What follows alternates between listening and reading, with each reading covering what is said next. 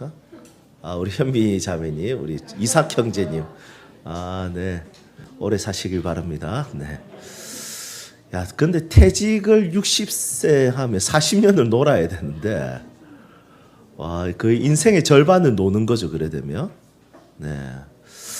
이 괜찮을까요, 진짜? 2015년에 태어난 아이들은 기대 수명, 그러니까 이 아이가 죽는 수명은, 기대하는 수명은 150살이라더라고요. 그러니까 지금 우진이, 우리 아린이 이런 애들은 나중에 정말 150세까지 살 수도 있다라고 기대 수명을 가지고 있습니다. 올해도 삽니다. 네. 그러면 60세 은퇴하면 90년을 놀아야 되는데 가능할지 모르겠습니다. 구글에서는 이 인간의 죽음을 이기기 위해서 프로젝트를 한 8년 전, 9년 전부터 시작을 했습니다. 칼리코 프로젝트라고 하는데 이 프로젝트는 하나의 동물을 연구합니다. 그 동물 이름이 벌거숭이 두더지 쥐. 두더지 아니고 쥐라더라고요. 그래서 이 쥐를 연구하는데 이 쥐는 암이 없대요. 우리가 보통 동물을 키우면 그 동물들이 거의 다 암으로 죽는답니다. 자연사를 하게 될 때. 그런데 우리가 옛날에는 몰랐죠. 왜냐하면 아파도 그냥 시름시름 앓다가 그냥 주님 나라 가는데 이 아이를 데리고 병원에 잘 안 데리고 가는데 워낙 요즘은 병원이 동물병원도 잘 되어 있으니까 이렇게 병원에 데리고 가더라고요. 우리 민지 자매님도 가정에 이제 고양이 키우지 않습니까? 굉장히 귀여운데 그 고양이가 좀 심장이 안 좋아요. 그래서 150만 원 주고 뭐 발치하고 막 난리 나더라고요. 야, 고양이 150만 원을 병원비로 쓴다는 게 역시 부르주아 가정은 다르다 생각이 듭니다. 어쨌든 이 쥐는 암이 없고요. 통증을 못 느낀답니다. 이렇게 때려도 하나도 안 아프답니다. 그리고 세 번째는 이게 기가 막힌데 산소가 없어도 18분 이상 견딜 수 있답니다. 호흡에 대한 불편함이 거의 없는 거죠. 이 쥐를 연구하면 인간의 수명을 500세까지 늘릴 수 있다라고 이 구글은 보고 있습니다. 500세, 440년을 놀아야 되는데, 이거 기가 막힌 것 같아요. 여러분, 가능할까요? 어쨌든 우리는 다 죽겠죠. 우리는 과학이 계속 발전한다 생각했을 때 우리까지 혜택을 보기에는 아무리 발전해도 우리가 한 120세 넘게 살기는 쉽지 않을 겁니다. 그런데 만약에 노화가 없다면 좀 살만하지 않겠습니까? 지금 이 정도 체력에, 이 정도 외모에, 또 이 정도 느낌에, 이 정도 잊어버리지 않는 기억력에, 그 정도면 좀 뭔가 유도하면서 또 인생을 또 여행도 다니면서 꽤 재밌게 살 것 같은데 노화를 정복하지 않으면 사실은 오래 산다는 것은 큰 의미가 별로 없는 것 같습니다.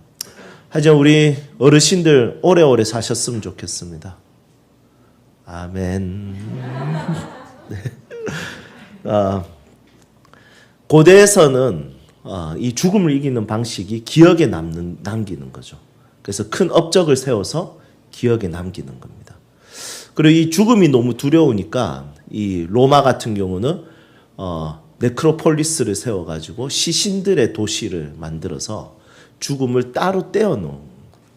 그런데 기독교 공동체는 죽음을 무서워하지 않았습니다. 그래서 교회 안에 시신이 있었어요. 지금도 미국에서는 여전히 교회 안에서 장례식을 지내죠. 그래서 교회 안에서 빈소를 마련하고 장례를 함께 지냅니다. 저는 그거 괜찮다 생각이 들어요. 교회 안에 빈소를 마련하고 교회 안에서 장례를 치르는 거. 근데 워낙 시신이나 이런 게 사고가 많으니까 국가에서 이런 걸 인정해 주기가 어렵다는 거 충분히 알긴 알 것 같은데 그래도 사실은 죽음이라는 것은 멀리 있는 것이 아니라 아이들이 눈으로 볼 수 있어야 되고 죽음이 있다는 것에 대해서 인식하는 것은 매우 중요하다는 생각이 듭니다. 어쨌든 그리스도인들은 죽음을 두려움의 대상이 아니라 죽음을 가까이에 있어도 크게 문제 삼지 않았다는 것이죠.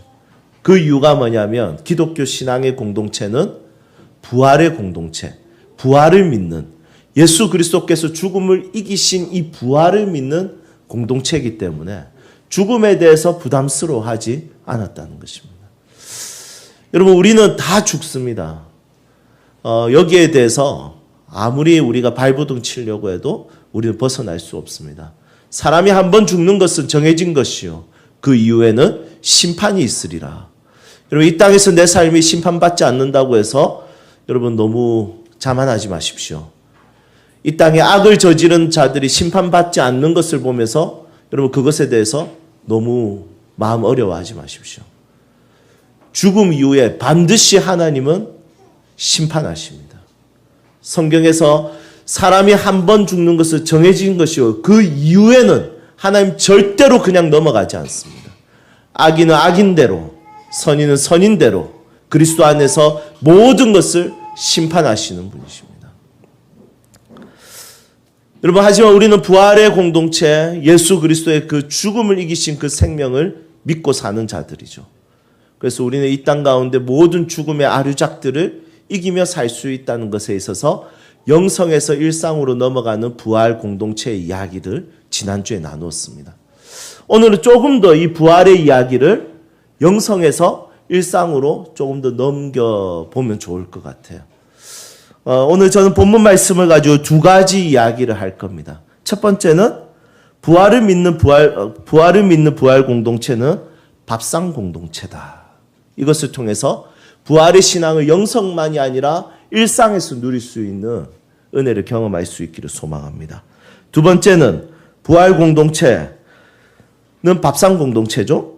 이것은 직업 활동과 노동을 통해서 완성된다. 오늘 이 두 가지 이야기들을 나누면서 그냥 뜬구름 잡는 부활의 생명을 내 일상에서 경험할 수 있는 은혜를 함께 누렸으면 좋겠습니다. 혹시 주중에 유진 피터스 목사님의 일상 부활을 살다 혹시 읽으신 분 계실까요? 오, 야, 읽었어. 감사합니다, 전사님. 처음이야. 제가 7년 목회하면서 책을 제가 참 많이 소개했는데 이렇게 일주일 만에 와 감동입니다. 네, 너무 감사합니다, 전사님. 좋아요. 혹시 책을 사신 분? 네, 이럴 줄 알아. 산다. 선혜야. 여러분 감사합니다. 네, 우리 교회 많이 컸어요. 네. 네. 너무 좋아요. 네. 우리 새롭게 지금 묵은 사람들 아무도 안 사고 그 책이 있었네 이런 생각했을 건데, 역시 새가족이 소망입니다. 네. 네. 너무 행복하네요. 그런 기회로 또 책을 또 한 권 소개할까요? 네. 너무 좋습니다. 네, 감사합니다. 행복합니다. 네. 예. 예, 사고 읽고, 감사합니다. 네. 사셨어요? 그걸로는 안 됩니다. 장바구니 정도로. 드리면 그거 잃는다. 그걸로 안 됩니다. 그걸로 안 됩니다. 우리 약간 좀 냉정한 건 있습니다. 네, 죄송합니다. 어쨌든 경위까지 그러면 네. 좋아요. 네. 여러분 너무 사랑합니다. 네. 예. 설마 여기에 읽었다 샀다라는 것을 대답할 줄 모르고 제가 당연히 약간 핀잔 주려고 제가 준비한 건데 예. 소망스럽네요. 네. 여러분, 부활하신 예수님은 제자들에게 여러 번 찾아오시죠. 그런데 재밌는 것은 부활하신 예수님은 제자들과 식사를 하는데 그 장면이 2번 연출됩니다. 연출? 예, 2번 그 일이 이루어지는 것을 기록하고 있습니다. 한 번은 엠마오로 내려가는 두 제자들을 만나서 그들의 집에 들어가서 같이 식사를 합니다. 그리고 말씀을 풀어줬을 때 그 말씀으로 다시 회복이 됩니다. 그 밥상 공동체는 두 가지 공동체죠. 하나는 식사하는 공동체와 말씀으로 먹이는 공동체입니다. 그리고 두 번째는 오늘 본문 말씀입니다. 오늘 본문 말씀은 부활하신 예수님께서 제자들에게 3번째 나타나셨습니다. 세 번째 나타나셔서 역시 식사를 나누십니다. 특히 식사는 아침상이었습니다. 밤새도록 물고기를 잡은 그들을 위해서 예수님께서 아침상을 차려 놓으셨던 것이죠. 예수님께서 이 아침상에 숯불로 생선을 올리고 그리고 떡을 올려놓고 그것을 구웠습니다. 역시 음식은 숯불 맛이죠. 네. 그리고 그들에게 조반을 먹으라고 이야기하십니다. 처음 이 성경을 읽을 때는 예수님께서는 배신한 제자들을 먹이고 조지려고 하시구나 이런 생각들을 했습니다. 원래 또 팰 때는 또 먹이고 패야 되지 않겠습니까? 그렇게 생각했지만 예수님께서 오히려 혼을 내지 않고 사명을 주시는 것을 보게 됩니다. 여러분, 목사에 대해서 안 좋은 별명들을 세상 사람들이 댓글이나 이런 것으로 많이 붙여줍니다. 그 중에 하나가 뭐냐면 먹사. 예. 무슨 뜻이냐면 먹는 거 좋아한다 이런 뜻입니다. 여러분, 저도 먹는 거 되게 좋아합니다. 맛있는 거 먹고 커피 한잔하고 이렇게 하면 뭐 조금 힘들어도 이겨낼 수 있을 것 같습니다. 너무 단순하죠. 먹을 거 들어오면 기분 좋아집니다. 기독 아빠 교양학교 지금 계속 저희가 진행 중에 있습니다. 이제 세 번째 모임을 했는데 여러분, 교육 시간보다 더 기대되는 것은 야식 타임입니다. 우리 집사님들이 가정에서 또 핍박 가운데 야식을 먹을 때마다 눈치 보는데 이제 교회에서 한 10시쯤 이제 그 교육이 끝나면 이제 그때부터 우리 장 집사님이 성령 충만해지면서 뭐 비빔면을 끓이고 막 만두를 굽고 이제 그것을 이제 가지고 옵니다. 그러면 이제 모든 이들이 분명히 배부르다 했는데 그때부터 싹 긁어 먹기 시작합니다. 어제도 제가 예배 세미나 강사와 함께 저녁을 먹고 기독 아빠 교양학교를 끝내고 그렇게 야식을 먹는데 조금만 먹어야지 했지만 미련합니다. 또 많이 먹었습니다. 그리고 다 먹고 아이스크림까지 또 먹었습니다. 그때 누가 그랬지? 목사님 그거 배부른다면서 또 먹어요 이러시더라고요. 죄책감이 몰려왔습니다. 여러분, 저는 그 시간이 참 좋습니다. 먹사라고 불러도 먹는 즐거움을 포기하지 않습니다. 왜 포기할 수 없냐면 그 먹는 즐거움은 관계를 위한 것이었기 때문입니다. 우리 집사님들하고 같이 식사를 나누면서 같이 교제하면서 이야기하면서 와, 이거 그렇게 맛있는지 몰랐는데 같이 먹으니까 너무 맛있네라는 이 말 한마디가 너무 좋습니다. 지난 주일날 우리 밭에 가서 같이 고기 구워 먹었습니다. 너무 맛있었습니다. 여러분, 물론 고기가 진짜 맛있기도 했었습니다. 그런데 집사님들과 같이 넓은 들판을 보면서 하늘을 보면서 같이 고기를 구워 먹는 기쁨과 즐거움이 컸습니다. 여러분, 남자들끼리 모여서 뭐 칙칙하게 할 말이 뭐 그래 많겠습니까? 인생 사는 거 다 거기서 거기지 않겠습니까? 각자의 삶에서 다 치열하게 살다가 그 치열한 이야기를 뭐 한다면 여러분 무슨 이야기를 하겠습니까? 서로의 삶에 대해서 잘 모르는데. 그냥 같이 밥 먹으면서 대화하고 이야기하는 즐거움이 너무 큽니다. 예수님께서는 부활하신 후에 그들과 함께 밥상, 식탁의 교제를 나누셨습니다. 그래서 부활 공동체, 예수 그리스도의 부활을 경험한 사람들은 밥상 공동체를 지향합니다. 그것이 나 혼자 먹는 밥상 공동체가 아니라 함께 먹는 밥상 공동체죠. 바리새인들의 밥상은 구분과 분리의 밥상이었습니다. 너희들과 나는 다르다. 그래서 같이 할 수 없다. 그래서 같이 할 수 있는 사람들이 있고 할 수 없는 사람들을 구분시켜 놨습니다. 하지만 그리스도의 밥상 공동체는 죄인들이 있었습니다. 창기들이 있었습니다. 세리들이 있었습니다. 랍비라는 별명을 가지고 계신 예수님에게, 존경받는 예수님에게 가까이 올 수 없는 사람들이 예수님께 가까이 왔고 그들과 함께 식탁의 교제를 나누었습니다. 여러분, 부활의 공동체를 믿는 사람들은 식탁의 공동체가 구분과 분리와 그리고 나눔이 아니라 그것은 함께하는 것입니다. 교회 공동체는 부활을 믿는 공동체입니다. 부활의 생명을 믿고 부활의 생명을 즐기는 사람들, 그것을 누리는 사람들입니다. 그러면 이 부활의 생명을 어디서 즐길 수 있느냐? 밥상 공동체에서 즐길 수 있는 것입니다. 생명은 모든 어려운 관계를 이기게 합니다. 모든 어려운 관계, 어색한 관계를 뛰어넘게 합니다. 생명은 아무리 힘든 관계도 그 관계를 수용하게 만들고 포용하게 만드는 것이 부활의 생명입니다. 여러분, 예수님과 제자들의 지금 관계는 좋은 관계가 아닙니다. 예수님을 배신한 관계입니다. 예수님을 거절당했고 배신당했습니다.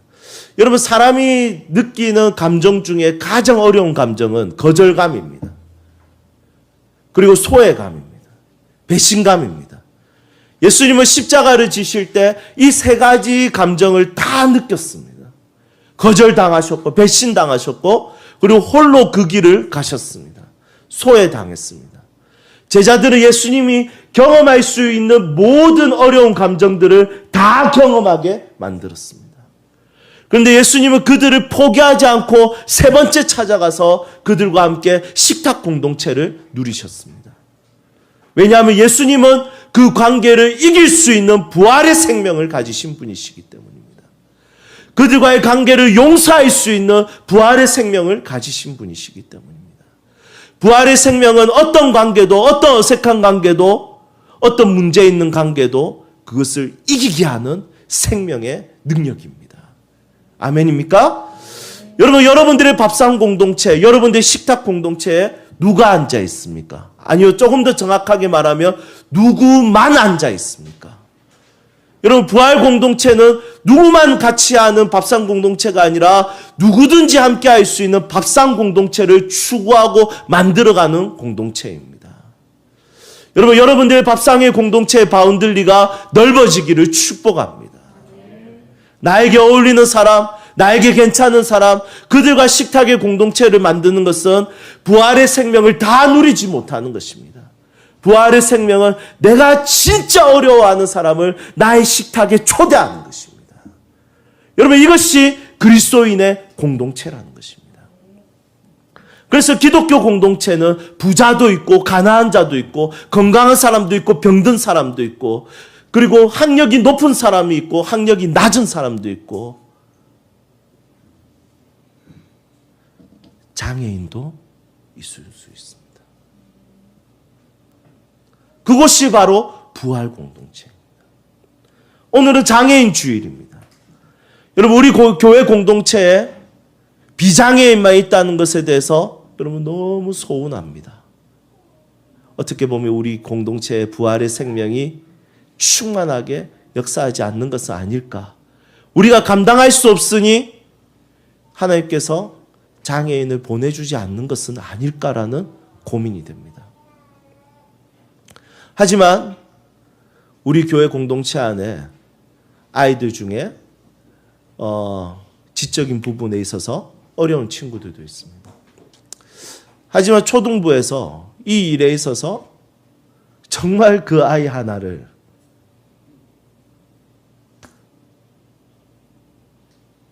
사랑해주고 안아주고 격려해주는 모습에 부활의 생명이 있다는 것을 발견하게 됩니다. 여러분, 부활의 생명을 누리십시오.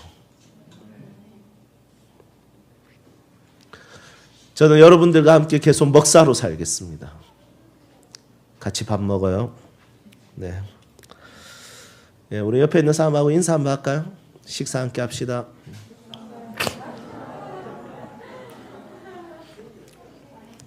예, 예배 끝나면 날짜 정하세요. 네, 날짜 안 정하면 안 먹겠다 이 말입니다. 예, 두 번째로 이 밥상 공동체의 직업 활동과 노동을 통해서 이루어진다. 예수님께서 분명히 생선과 떡을 차려 놓으셨어요. 그런데 제자들이 이제 물고기를 예수님의 도움으로 잡았지 않습니까? 그 물고기는 153마리입니다. 그래서 모나미 볼펜 회사에서는 153, 그 예수 믿는 사장님이시잖아요. 그래서 그것을 기본적으로 해서 이렇게 그 모나미 볼펜을 만들었다고 하죠. 군대 가면 항상 그 153 적혀 있는 모나미 볼펜은 많이 씁니다. 그래서 참 대단하다 이런 생각들을 종종 하긴 했었어요. 근데 예수님께서 너희들 생선 잡은 것 좀 가지고 와 이렇게 이야기합니다. 그리고 예수님 제자들은 그것을 갖다 주고 함께 그것을 먹습니다. 여러분 이것은 어떤 의미일까요? 묵상해 보게 됩니다. 묵상하면서 좀 재밌는 게 떠올랐는데 첫 번째는 역시 밥상은 더치페이구나. 네가 잡은 물고기 들고 와. 더치페이구나 이런 생각을 했습니다. 여러분 더치페이 할 수 있으면 더치페이 하는 것이 밥상 공동체를 오래 유지할 수 있는 방식입니다. 여러분 이것은 그냥 농담 삼아서 이야기한 거지만 그래도 좀 사회적 진리는 되는 것 같아요. 예, 자꾸 네가 내라 이러면 다음에는 안 만납니다. 그래서 함께 더치페이 하는 거 괜찮아요. 예, 두 번째는 이것은 베드로와 그 제자들의 직업에 있어서 존중하시는 예수님의 모습을 보는 것이죠. 그들이 잡아온 물고기를 그 숯불에 올려서 같이 그것을 먹습니다. 여러분 너희들은 지금 여기서 뭐하니 이렇게 물어보시지 아니하시고 그들이 그 활동을 한 것에 있어서 존중하시고 그 잡은 물고기를 함께 떼서 나누는 것을 보게 됩니다. 여러분 우리의 밥상 공동체, 우리의 교제는 우리의 직업을 통해서 이루어지고 유지된다는 것을 기억하십시오. 직업의 일은 부활을 믿는 자들에게 세속적인 것이거나 세상 일이 아니라 그것은 영적인 것입니다. 그 부활의 밥상 공동체를 위해서 가정의 귀한 교제도 밥상을 통해서 일어나죠. 그것을 완성하고 그것을 이루게 하는 것에 있어서 우리가 가지고 있는 직업이 그것에 대해서 굉장히 중요한 역할을 한다는 것이죠. 그래서 임금을 주는 사람들은 임금을 제대로 지불을 해야 됩니다. 왜냐하면 그것이 그 사람의 밥상 공동체를 유지하게 하는 방식이기 때문입니다. 그리고 임금을 받는 사람들은 그 일에 있어서 성실해야 되고 그것을 가지고 세속적으로 여기지 않고 그것을 통해서 이 밥상 공동체를 누릴 수 있는 준비, 이것에 대해서 가치와 기쁨과 즐거움을 누릴 수 있어야 되는 것이죠. 그래서 이 직업 활동에 있어서 우리가 세속적 세상 일, 교회 일은 하나님 일 이렇게 구분 짓는 것은 잘못된 것입니다. 이 세속적인 일인 것처럼 보이는 이것이 하나님이 우리에게 주신 것이고 이 일을 통해서 우리의 밥상을 만들어 가시는 하나님의 은혜와 기쁨을 우리는 누릴 수 있습니다. 진보주의 신학자 중에 자크 엘롤이라고 있습니다. 우리 장로교단에서 거의 이 사람을 다루지 않는데 저는 이분의 책과 묵상집을 너무 재밌게 읽었기 때문에 우리 성도님들에게도 한번 자크 엘롤의 묵상집이나 책을 한 권 정도, 많이 읽으면 자파진영으로 빠집니다. 예. 한 권 정도 읽으면 굉장히 눈이 좀 넓어집니다. 이분이 어떤 이야기했냐면 하나님께서는 그리스도인의 삶도 세상에 의해 살아갈 수 있게 하였다. 여러분 세상은 사람들의 노동과 어떤 활동을 통해서 이루어지죠. 그런데 그리스도인들이 이것을 벗어나서 사는 게 아니라 이 세상의 움직임을 통해서 그리스도인도 살아갈 수 있게 된다는 것이죠. 그래서 그리스도인을 세상 속에 넣으셨다는 것에 대해서 자크 엘롤은 강조를 하고 있습니다. 여러분 기독교의 가장 큰 문제는 세속과 그리고 거룩한 일을 구분하는 것입니다. 물론 교회 일은 하나님 나라의 중심부이기도 합니다. 이것이 무너지면 사실 우리가 세속의 일을 감당하는 것에 의미와 가치를 바르게 찾아갈 수 없습니다. 결국에 우리는 생존을 위해서 그 일을 할 거예요. 그러다 보면 밥상 공동체를 지키기 위해서 이 일을 해야 되는데 밥상 공동체를 버려버리고 이 일만 하는 거예요. 그래서 일 중독자가 되고 이것은 그냥 내던져 버리게 되는 것입니다. 그런데 이런 모든 직업 활동을 감당하기 위해서는 교회가 가지고 있는 이 세상에 대한 가치와 의미를 설명해 줄 성경적 이야기가 우리의 삶의 중심에 있어야 되지만 그것에 있어서 세속적으로 여기지 않고 우리의 삶의 가장 중요한 부활 공동체, 밥상 공동체를 유지하게 하고 완성하게 한다는 것에 대한 신앙의 태도와 방향이 필요하다는 것입니다. 하나님께서 여러분들에게 각자의 직장의 자리로, 직업의 자리로 부르셨습니다. 믿으세요? 예, 그 일은 세상의 일이 아니라 하나님이 주신 일입니다. 그 일로 인해서 여러분들의 밥상 공동체가 더 풍요로워지기를 소망하고, 우리 믿음의 식구들과 또 내가 함께 식사하고 싶은, 나의 밥상에 초대하고 싶은 그 사람을 위해서 더 멋있게 아름답게 준비할 수 있는, 그래서 더 깊은 교제로, 더 예수님처럼 진짜 세리와 창기와 누구든지 함께 앉을 수 있는 밥상의 공동체를 마련할 수 있는 하나님의 사람들이 되시기를 주님의 이름으로 축복합니다. 아멘. 여러분, 부활 참 좋죠? 네, 함께 오늘 말씀 기억하면서 찬양합시다.